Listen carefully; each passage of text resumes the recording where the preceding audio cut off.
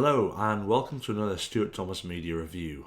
Today we're going to be looking at the Steel Series Nimbus controller.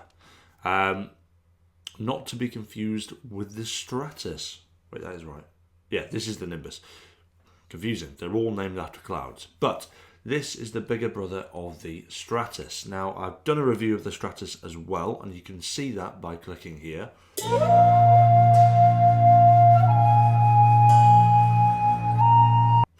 So, as you can see, this is a bigger version, more like a standard gamepad, things like the Xbox or the PlayStation. It's about the same size and the same sort of weight. Now, let's see it in action.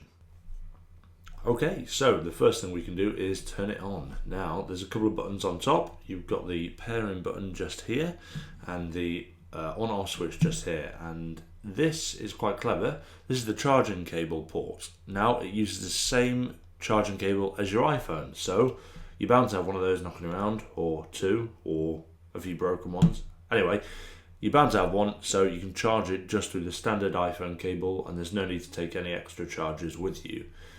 Now, to turn it on, you simply just click this, and the lights flash. A bit like Knight Rider.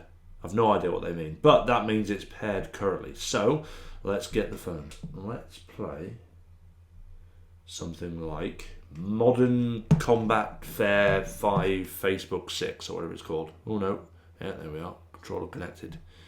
There we are, right. Pop that down like that. Oh, how old am I? Always asking for age. Bloody hell, right, give me a second. Okay, with my age inputted, we can actually have a look at the controller in action. You've got two analog sticks, which allows for movements. I'm sure there's a word for it. Bilateral, non-lateral, relateral movements. No idea. Anyway, you've got standard analogs and standard bumpers as well. So you've got the triggers and the bumpers, obviously, which allows for shooting games and anything else, and a set of buttons here.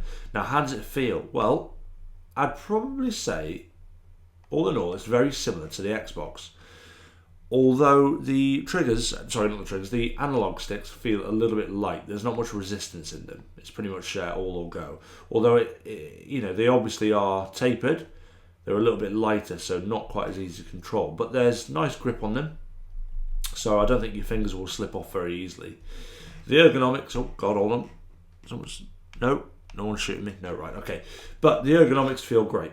It sits in your hand really well. I've got relatively large hands, so it fits really well. Perhaps someone with smaller hands might find it a little bit more difficult, but I'm not sure.